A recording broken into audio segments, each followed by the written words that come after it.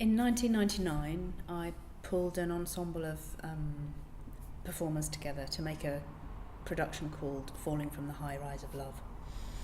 And this was a response partly to living in quite an industrial city of Sheffield for quite some time by that point, and feeling that a city like Sheffield has some really glorious elements, and some elements where you feel sort of slight urban despair, a sort of rundownness in some places.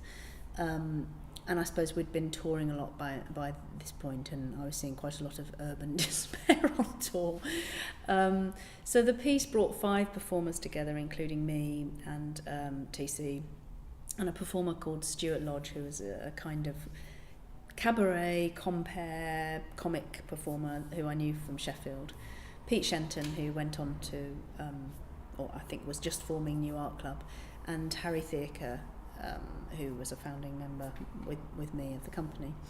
And the 5 of us made a show that was really looking at a series of lost individuals, because in a big city you can feel quite lost.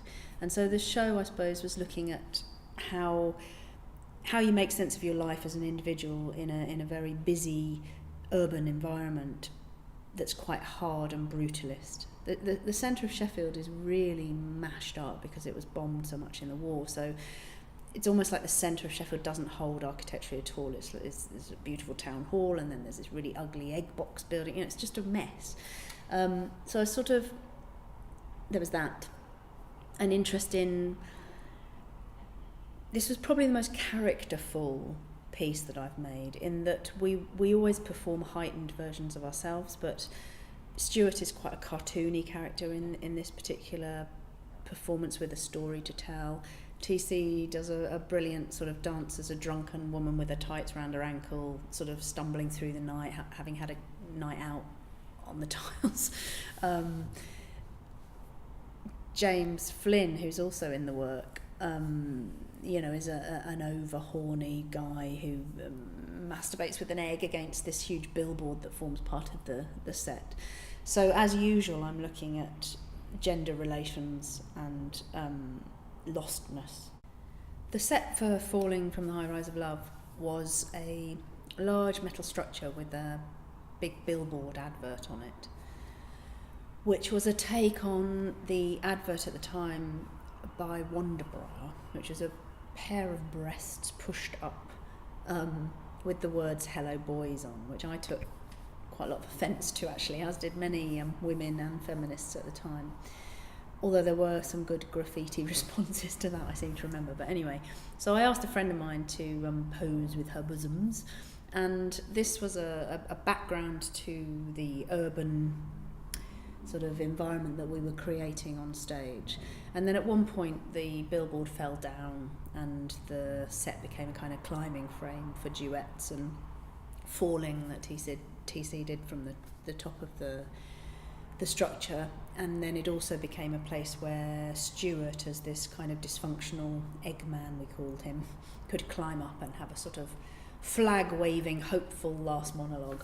So the set offered quite a lot of physical opportunity for us, that took duet and solo work off the floor and up into the air a little bit, and gave us platforms to work on.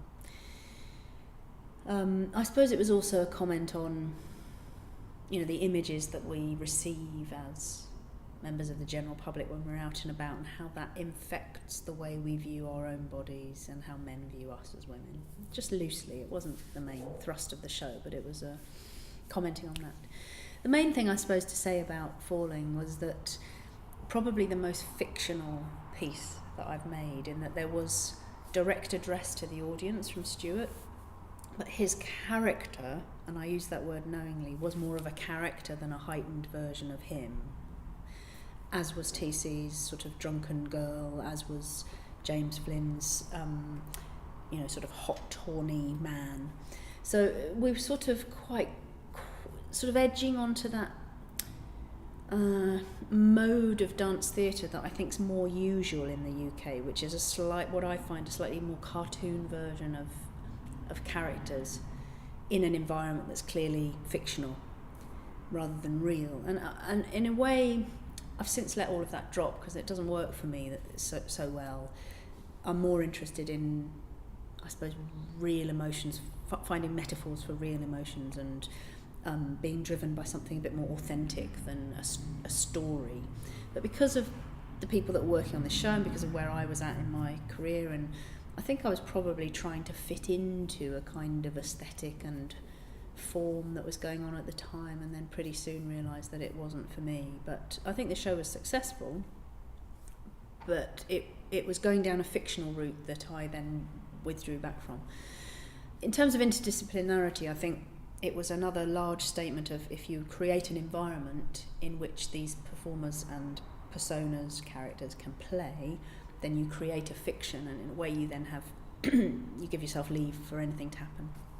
What was driving the work physically was still a series of duets and quite clever, pleasant dancing set against this character of Stuart that told the story of his little pet eggs and the third bosom that he had. So there was a kind of relation. He did have a third man boob that he had removed, and I think we were just making that sort of private story set against the public display of female tits, for want of a better word, and sort of trying to find parallels between the public and the private, and how men's stories don't really get displayed like women's do.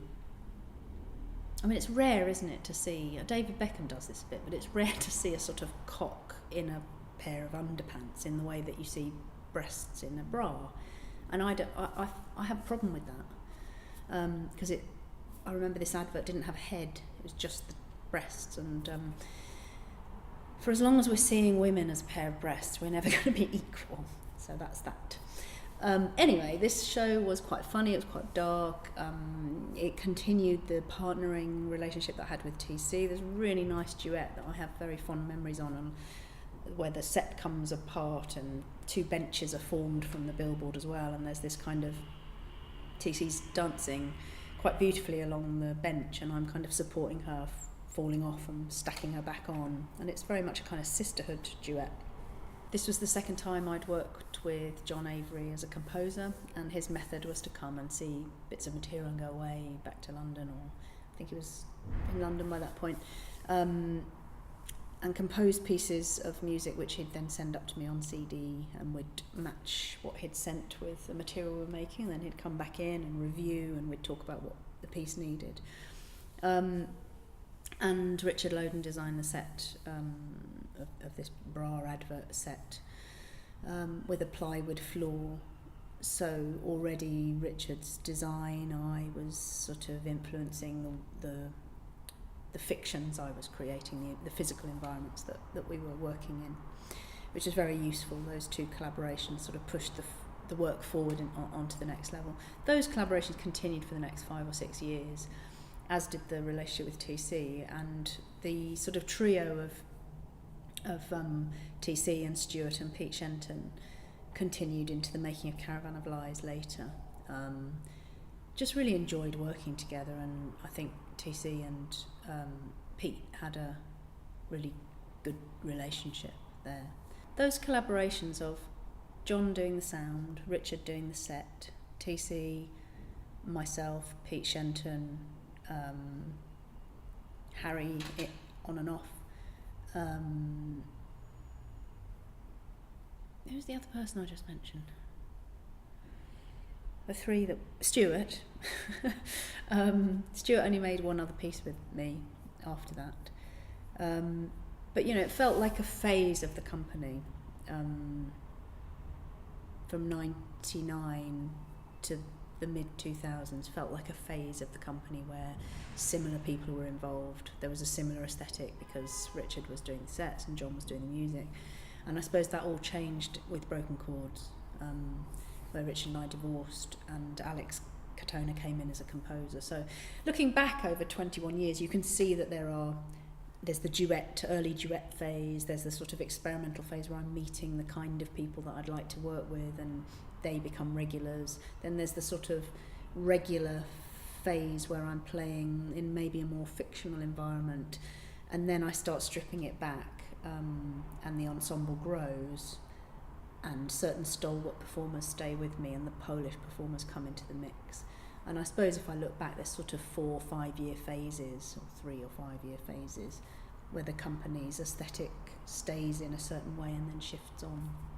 And you can only see that when you've made work for 20 years or so, that depending on your collaborator